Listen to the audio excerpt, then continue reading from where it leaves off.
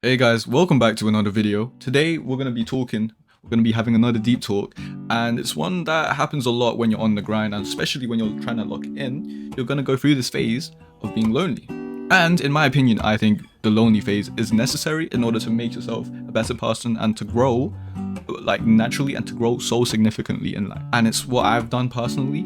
It's how I was able to get through a lot of deep and dark stuff in my life just by being alone. Not because being alone is a goal, but because at some point you need to learn who you are without constant reassurance from others. And I was one of those kids that used to cling on to my friends, used to cling on to just my past relationships, just because I hated being alone. I hated who I was as a person, and I was praying that someone else just accepted me for who I was and just lift me up a bit. Do you guys remember XXXTentacion? One of those bars was, I'm praying that you'll love me. Come on, you guys know this song.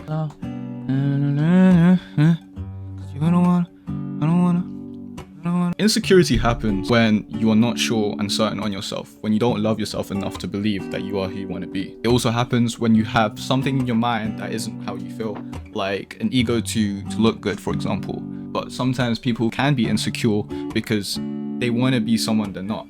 They don't like how they are now, and they get insecure with the image that they have because in their head they don't think they're attractive enough. They don't believe they look good. And that's something I had to deal with for a whole lot of time. But a lot of people try to fix insecurity through attention, through others, because they want validation, they want attention. If you need someone else to constantly remind you of your value, you'll eventually become emotionally dependent on them. And that's what happened with me with my first relationship, for example. I relied on them too much to the point where my whole world was centered and orientated to this person. I couldn't go on my day without them. I thought they were just everything. If they gave up on me, it was it. That was the world, you know? And when you start thinking like that, it becomes really dangerous. You feel like your self-worth depends on this entire person. And this is where attachment issues come in, because you don't feel like you're good enough for yourself. But having that person there, you attach onto that idea that you're living for them. You start fearing loss more than you value yourself. That's why I think improving yourself in silence, improving yourself just by being yourself, by being alone is important. Going to the gym alone, studying alone, building something alone like a company or skill, so much easier, and you have to just try it out. I'm not saying you should isolate yourself from the world like I kind of did, but to become stronger, in my opinion, I generally think that you need to have phases of just figuring it out on your own. I think it's the best way to grow as a person. Being alone to the point you become strong enough that you're still okay even if the world changes around you is such a good thing. And a lot of people hate being alone, especially in this day and age, and I feel like I'm one of them. I used to have social anxiety just going outside, like just stepping to secondary school or just my first year in uni. I felt like I needed to walk around people, like be in a big group of people, because I felt like if I just chilled by myself, just did work by myself, for example, or grinded in the gym by myself, I would be judged somehow. Like, bruh, look at this guy, man. This guy stinks. This guy has no friends, man. This guy is a weirdo, you know? But at the same time, sticking with a lot of people that you don't fuck with is so pointless. It's so energy draining. And something about that just like, yes, you can have friends, but you shouldn't be scared to walk alone. And when you get to that state, you truly start loving yourself.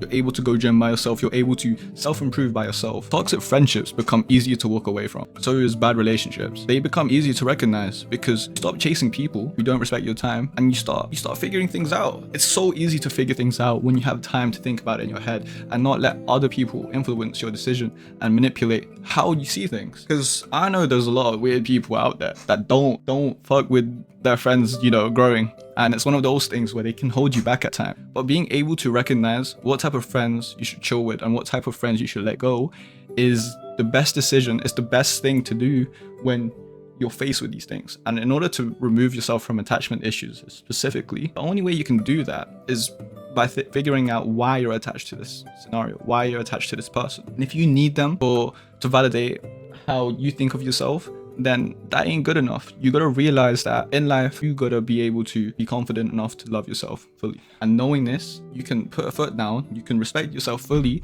in order to leave the situation. You don't have to keep chasing. You can appreciate people without depending on them, no doubt. I'm not saying you should let go of everybody that's in your life, but being able to do things on your own isn't depreciating people that's in your life at the moment. It's just knowing that if things go south, if they start disrespecting you, you're able to leave just like that. And that's peace.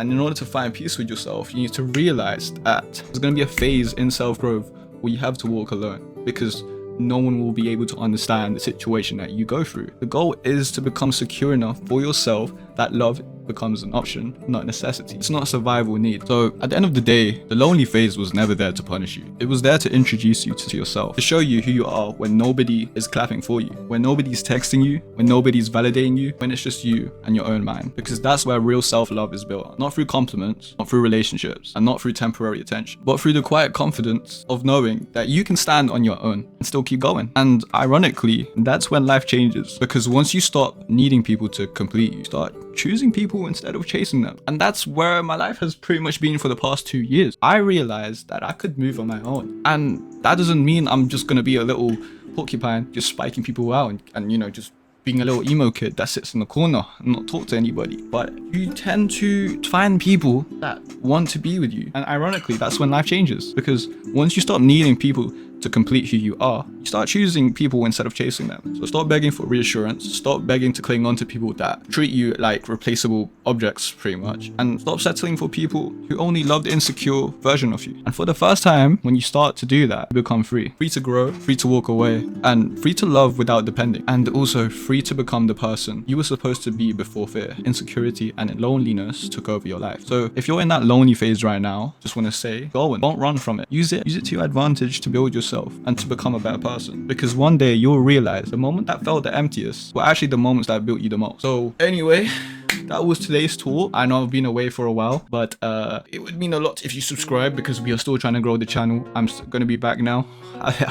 Hopefully I'm done with exams, so the goal is to get back on my tracks, get back on the train, get back on something, get back on crack. The goal is to get back on crack and start recording again. Yeah. Anyway, I hope you enjoyed the video. It was something that needed to be said. That's something that's been in my head for a while now, because I know a lot of people that go through this, go through toxic friendships, go through toxic relationships, because they feel like they're not enough for themselves. And in order to feel like you're enough for yourself and to get rid of this fear of insecurity, you gotta go through things by yourself. It's the way I got out of social anxiety. It's the way I got out of that clinginess state of mine, of needing people 24/7 and needed to walk with people to go outside. Like, it was that bad. I had to walk with like a security team around me because I didn't want other people in my school to think I was some little insecure little weirdo. You know what I mean? Because like, who chills by themselves? I do now, you know, and I'm proud of that. Embrace that. So anyway, like and subscribe, and I'll see you in a bit.